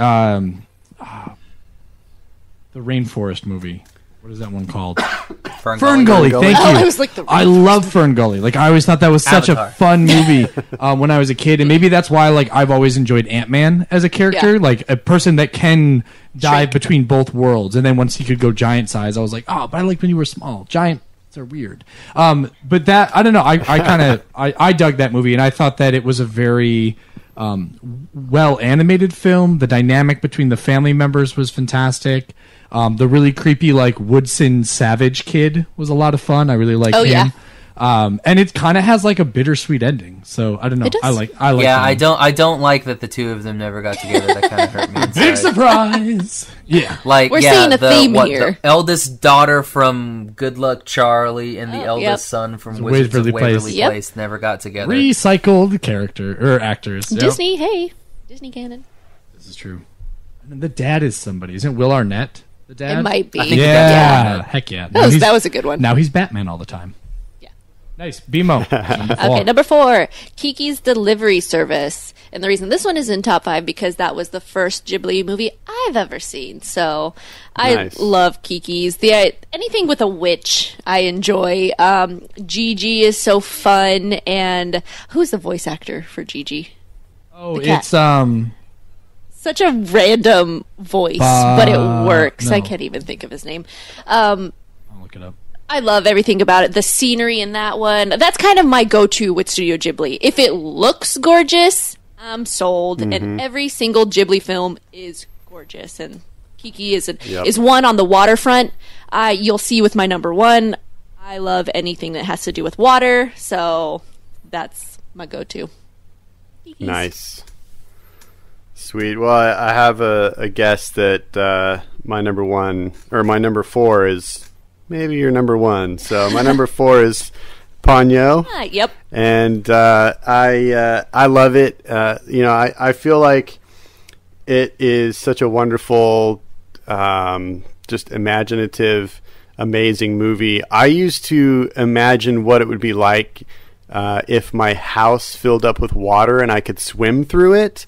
So all of those scenes where, you know, the waters have risen and they stick their heads in the water like out the front porch and they look at like something swimming through their front gate in their front yard. Like I had those kind of visions in my head when I was a kid. So it really resonated with me watching all those types of scenes. And Ponyo's just so adorably, you know, wide-eyed and full of wonder, and I love it. It's a fantastic movie. It's Phil Hartman. By the way. Okay. Yeah, Phil Hartman was Gigi. Nice. Go ahead, Josh. My number 4 is also Ponyo. Nice. Yeah. Excellent. I'm glad Ponyo's in the top 5s for you guys. Yeah. All right, is it back to me? Yes. All right, number three for me, pardon me, was Spirited Away. And I'm not 100% sure, but I think this might have been my first Studio Ghibli film. Was Spirited Away, but I don't fully remember the very first time I watched that. I remember the time I watched it with you. So if that's not my first one, then Ponyo was actually my first one. But I'm 99% sure that Spirited Away was my first one. And I loved it. I loved the visual stylings of it. The story was a lot of fun. Haku is great. The fact that, like we talked about earlier with like the recycled characters, how literally like the villain and then also the old lady that helps her, they're like, oh, it's my twin sister. And you're like, well, that made that same character. That made that super easy. I like the giant fat baby getting turned into like a hamster. Like, yes. I don't know. Just it was a lot of fun. I liked Spirited Away. Awesome. All right. Good pick. What are we on? 3? 3. Okay, so 3, Totoro. It made the top 3. Nice. We already just talked about it, so we can go past it. Yeah. Nice. Gav? My number 3 is Princess Mononoke. I think it's probably stylistically, like from a design perspective, their sharpest film. I love all of the character design, all of the environment design. It's a perfect film. I think it's just exquisite. And then the main guy basically turns into Venom. Yeah. The only problem I have with it is the Disney voice cast, which is pretty bad. It's not. Is that Oh, is that Billy Claire Bob? Danes? Yeah, Billy Bob Billy Thornton. Billy Bob that is Thornton ruins worst. the entire movie. I if I watch it by myself without Josh, I only watch it subtitled because he's terrible. Claire Danes, it sounds like they made her stand like in a corner so she couldn't see any people. She has the most like deadpan delivery throughout that entire film. No, that's just Claire Danes. Oh, I know. Like, oh god, yeah, she's not one of my Yeah, favorites. you don't But really yeah, enjoy no, her. but isn't it like Billy Crudup? Isn't he the main boy in that one? Yeah, I think he's Yeah. Ashitaka. I love him. Like he's a I great liked actor. the lady too. What's her Jane? What's the voice of Jane from Tarzan? Oh, What? Can't remember. anybody's Minnie name. Driver. Minnie Driver. Is yeah, that her name? Minnie Driver. Yeah. She's also in Good Will Hunting. Yeah. Yes. Yeah. I liked Minnie her Driver, voice. I yeah. thought she was a great choice. Well, her voice is great, but I don't think for that role. Oh. Does that make sense? Where it's Okay. like Yeah. she almost made it too goofy, I don't know. and like I think that role needed Yeah. to be a little bit more stern. I don't know. Maybe that's just me. Yep. All right, Josh. I'm gonna go. It's number 3 would probably be Whisper of the Heart. Nice. Yeah, You see this movie. I really liked it. Mainly because it's not a fantastical, anything weird type of movie. Like everything takes place in the real world. Right. The only thing like that is any sort of fantasy bits are when she's writing her book. Mm-hmm. So when she's writing, whatever it is, that's when you meet the Earl and everything like that. Or not the Earl, the Baron. So then you get Carrie Ells in there, and that's when it gets all, fantasy, but that is Right. literally her writing the book. Yeah. Everything else is, oh no, she just can't decide if she wants to go to school. She's falling in love with the guy who wants to do violin. The only thing in that's like a little fantasy-wise is the parents let their 14-year-old kid like leave after middle school graduation to go to see if he wanted to be an apprentice in Italy. I mean, That's the only part that's a little bit weird. my parents gave me that choice. Hey, don't they? don't all parents give their children that choice? I don't know. It's weird. Well, that's kind of I a mean, theme, you I either think, become a in Ghibli freshman films. in high school or an Italian violinist. I mean, that's the two roads. That's where it forks. Everybody's life forks freshman year. 14 is that age. In Soviet Russia, road fork you. So are we at number 2? Yep. This one's easy. Ponyo. Friggin' great movie. Nice. When I hear the Ponyo music, I think of Brittany. Like that's why Ponyo is way up there. So I'm a little fish girl. you with a round tummy. It's just a really sweet movie. The love story between Ponyo and Sosuke is probably like the most believable love story of all time. Like it's just so precious and freaking Liam Neeson, you guys. Like yeah. Liam Neeson is the dad and he's just crazy in the film and I love it. So yeah, Ponyo for sure. Yay, Ponyo. So it's in everybody's top 5. Number cool. 2. All right, number 2 for me was Spirited Away. Nice. I don't remember when I watched this film. I feel like I watched it with you for the first time Yeah, because so maybe I had seen it before. you had watched it. Because you I made me had watch not. Ponyo, and I was like, you know what you should watch? And you were like, that's Studio Ghibli too. And I was like, I did not know these things. Yeah, duh. No, that was one that got away from me. Spirited, I wanted to watch in theaters, but I just missed it when they like re-released it. Yeah. But so I don't know. I love Spirited. Everything about the voice cast is great. Like what that is. Isn't it Max from Goofy Yeah. movie is Haku or something? Yeah. Which he's also from Full House. Oh, and I didn't even mention... Meg I didn't even mention No Face. Probably No one of my Face is favorite your characters of all favorite. time. Another mute character, but like I love No Face. So cool. The weirdness of No Face, the fact that he just wants to be accepted and be their friend, and then she lets him in. Big mistake on her part, and then he just becomes this huge, ugly roach-looking thing. Yeah. Oh, it's so gross, but really intriguing at the same time. I don't know, everything about it that you said, from the voice cast to the scenery, the animation of the characters, themselves. Yes, yeah, just I so think much fun. it was a great story. So, and then the sadness of her trying to remember herself the whole time is really heartbreaking. But she gets there, so it's all happy in the end. Right. And Meg, Nice. right? You Yeah, said that, Meg. Megora. What's her Yep. name? I don't remember her name. Susan Egan. Yep. Yeah, Susan there you Egan. go. Yeah, Susan Egan. Cool. That's right.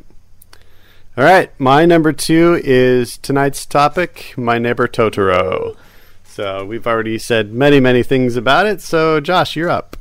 Okay, my number 2 is going to be Spirited Away. Nice. Samesies. Yeah. I really like Spirited Away. It's a great little story. Too bad she falls in love with a river. That kind of sucks. know. That she almost Hard to- that she almost drowned in, and if she had drowned, she'd have met Totoro. So I mean, come on, crossover. This is true. What if it's all one? Was Spirited Away the one that you and I watched in the theater, Yeah. and you had that very, very vocal lady sitting next to you who She wanted to prove wanted to the to tell you world this that was she her was the favorite scene. biggest fan of Spirited Away Yeah. ever? Oh gosh. I was really hoping that Wow. she was gonna be like, "Don't go in there." Oh my gosh! No, she would name every character as they came on the screen, and she was terrible. It was awful. Yeah. I hated it. You get up and move seats as she gets up and moves She next to you follows guys. it. Moves with you, yeah. Doesn't acknowledge the fact that you guys just moved seats. Just Oh, we're continues the moving? conversation. Nice. Right. Reaches right. in, grabs your Oh, popcorn like without even thinking. Nice.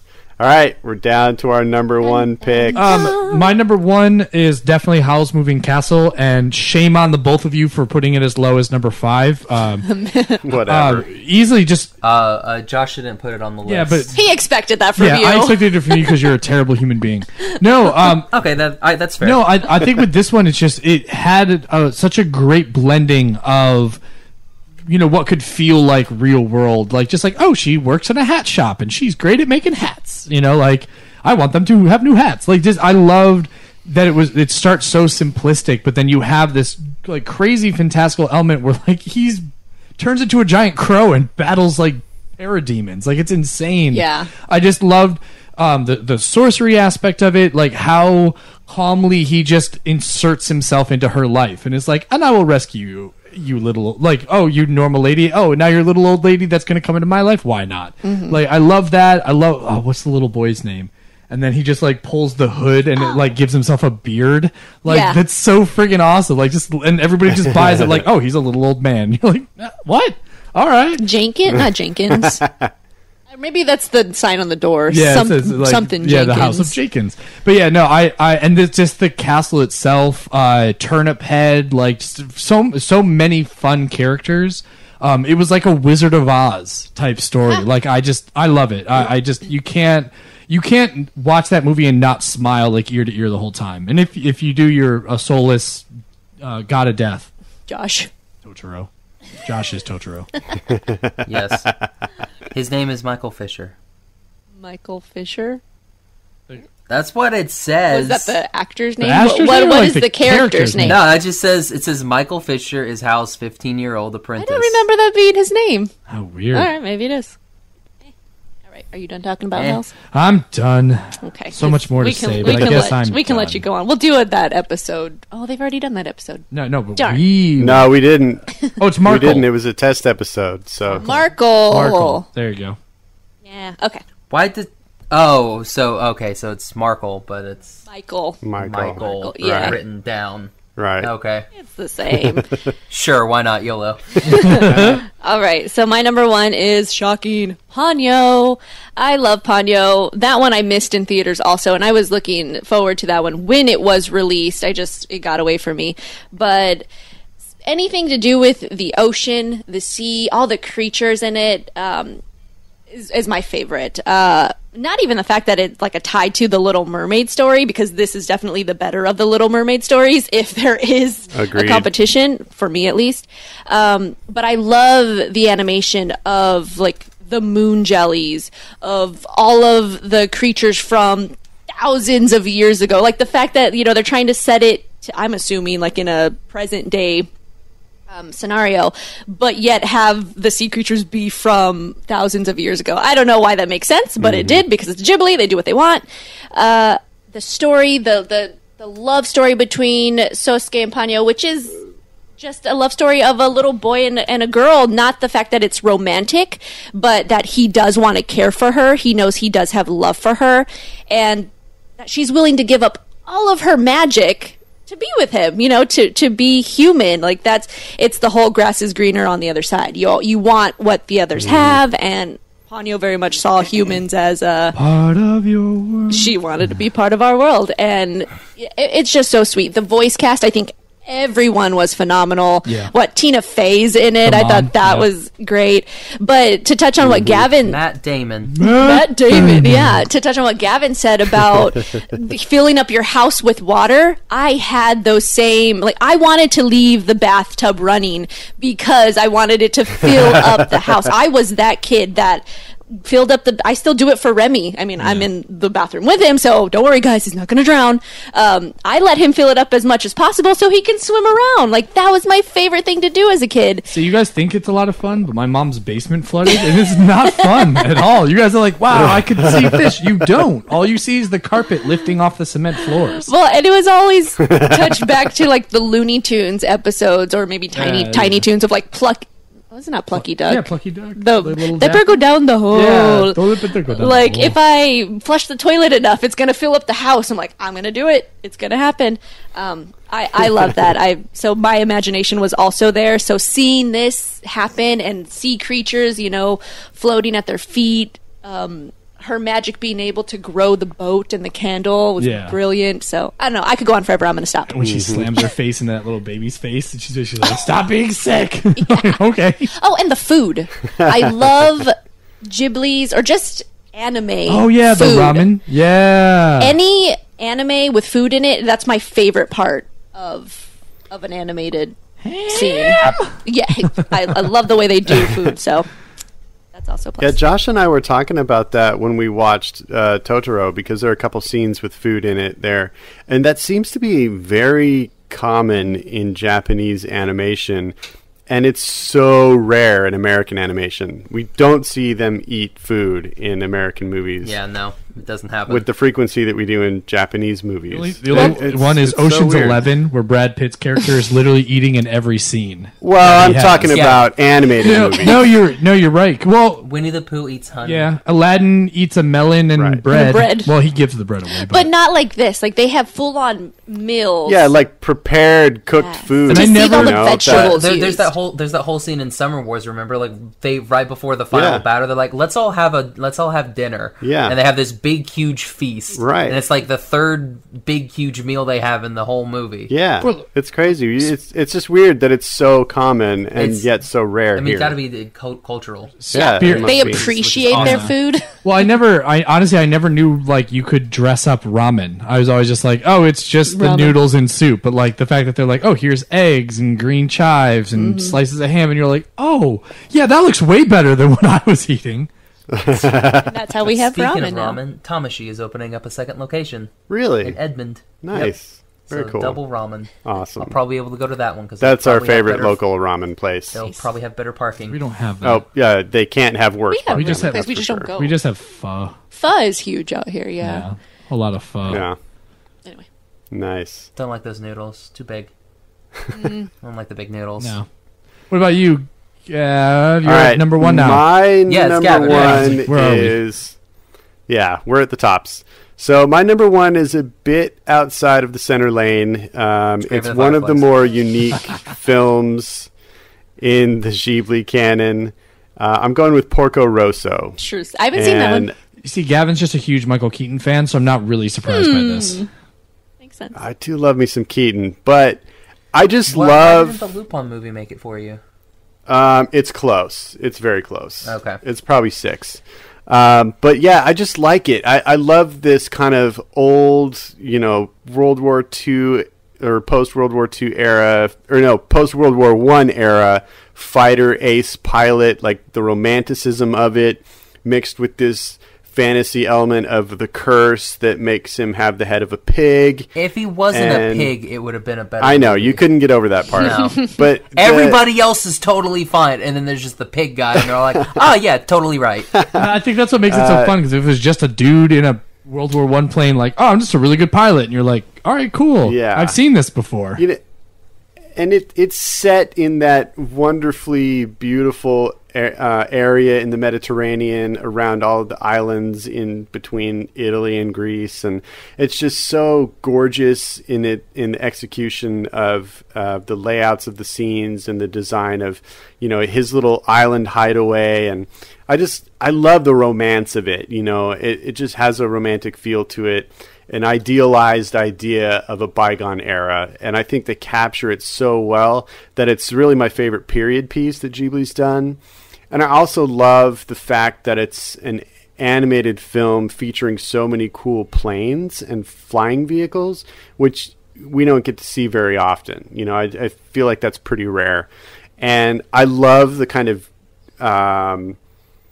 jilted romance of the relationship that he has with the woman, with the two women, and yes, the small girl and the older woman. Right, yeah. I don't know. I like everything about it. It suits me perfectly. I find enough humor, enough action, enough tension, and it's completely beautiful. So yeah, that's my number one. I love planes. Like, I love movies that are about flying. But I always found that one was interesting because, like, Miyazaki's such a pacifist. Like, he is so very anti-war. But it was like, I mean, honestly, that's what Howl's Moving Castle is about.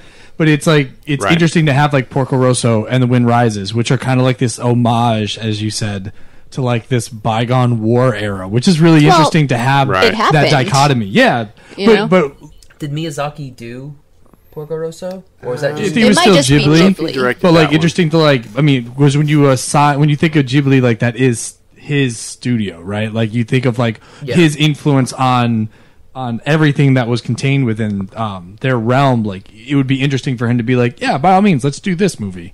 But yeah, Porco Rosso, I really like that film, but it's not one that I'm like, we need to watch this one. Like, Brittany I haven't hasn't seen it, and I want to watch it, so it's on the list. You need to see it, Britt. It looks really nice, like all the water in there, and this little cove that he lives in. It looks so good. Yeah, the animation is as good as anything they've done. Yeah, and I love all the biplanes. Yeah, it's super cool. Yeah, we see biplanes going over our house all the time because we have a little airstrip like right up the street, like 2 minutes from us. So that's really cool to see those. And Susan Egan's in that one too, as well as Carrie Elwes. So it's fantastic. Nice. That'll be probably next on the Ghibli list for me. Is it Elwes or L's or U's? I thought it was. I always thought it was U's. Carrie. I always heard it was Elwes. How's it spelled? It's like ELWES. LWES. Elwes. We probably should ask him. We'll get him on the show. We'll call him the Man in Black. It's pronounced Dread Pirate Roberts. Yeah, there you go. But I'm not on a familiarity level with him like that. I still have to call him the Man in Black. You're pals with him. How true. Wesley. Wesley. Oh, Wesley. All right, Josh, we're on you. My number one, shouldn't be any surprise, is the first Ghibli movie I ever saw, and it's going to be my number one probably until it gets knocked off. Good luck with that. It's going to be Princess Mononoke. Nice. Love the story. It was one of those where I wasn't expecting it to be as violent as it was, because like whenever I think Ghibli, or when I was, before I had watched it, I was like, oh, it's all this cutesy stuff that's not really my forte. And then I'm like, oh no, he literally shoots a guy's head off, shoots arms off, shoots limbs off, cool. And then I really like the story. Like, the story's probably one of my favorites. The animation is really good. The only thing that is a problem with that movie is the voice cast, the English dub. Yeah. It's just not good. It's so bad. I mean, we need to watch I it wish- again, but with Yeah. like just the subs. Yeah, it's been a long time since we watched it. Yeah. It's hard to get through that one. Like it's one of those where like I would like to redub that. Like please, Yeah. like, that would be great. Yeah, absolutely. Well, now that G Kids has They all don't of do them, dubbing though; they only do distribution. I wonder though if, but once that license runs out for that dubbing, maybe they'll Well, I work mean, with I would somebody like to to listen redub to it. the English version because like we have the American version. I would like to listen to the English version. okay, yeah. Because that's the thing. Like Tom Holland is in the English version of like a very young Tom. I think it's Arrietty. Oh, really? Or it's like Arrietty or Ponyo. It's one of the two. It may be Spirit. I don't even Well, remember. now I'm But he's interested in the that. Like he's in the English version with one of them. Same with Ralph Fiennes. He's in there, and I'm like, what the heck? This would have been a really good dub, but we don't get it because America. Because of licensing and Yeah. copyrights and So dumbness. I that's what I was kind of hoping that whenever G Kids took over distribution from Disney, Already. that they would give you Nice. the choice of the two, Was he? and that would have been fun. Show. He was the Yeah, boy. Show. Oh, Yeah. cool. English dub, UK, Australia, and New Zealand for Arrietty. Yeah. Well, now I gotta find that version. Region 2. Like it just seems like a bit like there's another If you not can Disney, find there's it, another Ghibli movie that has. I have to get a region-free player, which I don't We have think one, should so be if you problem. find a copy Well, of it- you're leaving. we'll get a copy of it soon and then bring it over and we'll all watch it. So I'll watch it once and then never even watch They're it so again. cheap. We got ours for like $30. Yeah, I think Maggie Smith's in a couple of the Ghibli films. It's Dame Maggie Smith. Dame Maggie. No, wait, is it Dame Maggie Smith?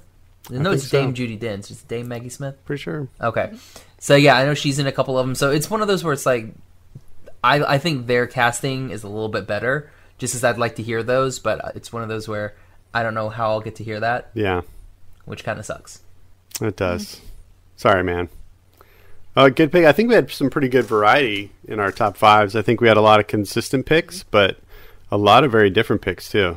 Yeah, I think I was the only one who had Kiki in there. And that's Yeah. definitely a Yep. nostalgia factor for me. I mean, yeah, I've never seen Kiki. Kiki's is right Oh. outside my top 5. I think like you'll that li- one. Yeah, and I was the only one with Whisper, I so think you'll like Yeah. Kiki's, actually. Because there is kind of a little bit of a there love. is. There's a romance in there. It's unrequited love. Yeah, but Put it it's... that way. I don't know. I think you'll like her feistiness. But he hates that worse than no romance at all. well, no. The romance that I hate is the one where they can never literally be together ever. Oh, It's yeah. just a thing that just never works. Like Spirited Away can never be together ever. So wait- it won't ever Say, work. so you didn't like that movie, The Lake House, where they're like writing letters back and forth from like the future and the past? Oh yeah, no, yeah, and it's like no, that won't work. It's like 70 years. There was hope. Amazing. There was no hope. No hope, no hope, no hope, no hope at all. Same thing with Girlhood Up Through Time. It's like Oh, I haven't yeah, seen that one yet. No, oh well, I won't Haven't spoil it seen for you. that. Gavin. Okay, cool. But yeah, it's like, yep, nope, won't ever happen. Just sucks. Nice. Nice. Was there any others? Oh well, Porco Rosso, because you haven't seen that I one. haven't so seen we that can't make one. that on your list. Right. I think. There's a lot of... Oh, Josh, you had Castle in the Sky on your top 5. Yeah, Yeah, Castlevania. that one is. It just feels old Yeah. for me. Like that It does. one. It does It's feel. their It feels second old. Like film, it's yeah. the one. Like honestly, it feels the most anime out of any True. of the Ghibli movies. That for me, I've seen. I hear Kiki's is really, really anime-y. Yeah. Like it's like it feels like an anime, but like to me, like watching that, I was like, wow, this looks like something from like. And you haven't seen Nausicaa of the Valley of the Wind, I've not right? seen Nausicaa, Yeah. no. See, I feel like they I've started. seen parts of Nausicaa. I've never seen it all the way through. That- Yeah, so with that and Castle in the Sky, I think they kind of started, in a more traditional anime sense, but then Ghibli has kind of carved their own path. And, you've said a lot of times that you don't feel like Ghibli is anime, and, or it's Yeah, not, it doesn't feel. It feels like it's not something solidly different. anime. Because, yeah, they've kind of carved their own path.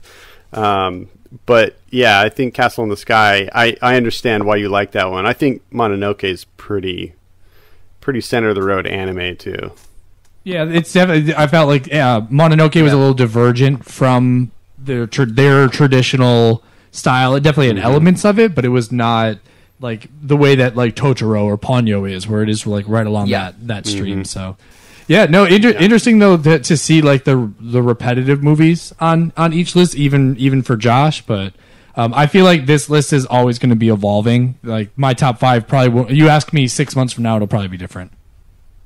Yeah, I agree. For Howls, I like part of me wanted to put Mary and the Witch's Flower in there just as a like as a number 5. As a like, dig. It's basically the same. It's all your ex artists. It's half the people that worked on these films worked on that. So Nihilist. Did you guys see that? Yeah, we saw it. We saw it in. Oh, that's right. In theaters with you guys. I remember. Yeah. I remember the episodes. That you I guys forgot were we on. did a group episode on that. Now, do you remember who else we had on that? Jared. Okay, good. You remember that at least. Yeah, I remember He now. remembers Jared, but not you guys. well, That's okay. to be fair, I remember Jared and not us guys either. True. So. He is a cool guy. Are you guys Hilarious. excited for Studio Ghibli Land that's coming? Yeah. I don't know if I'll ever get to go. Yeah, that's what I was like.